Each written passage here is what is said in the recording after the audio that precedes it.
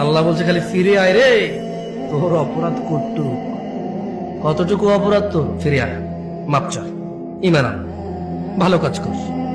তো বয়স তো 70 হয়ে গেছে, 35 হয়ে গেছে, 40 হয়ে গেছে, ডেলি একটা মেয়ের সাথে শুয়েছি, ডেলি 2 লিটার মদ খাইছি। এ আল্লাহ, ফিরে আসলে হবে?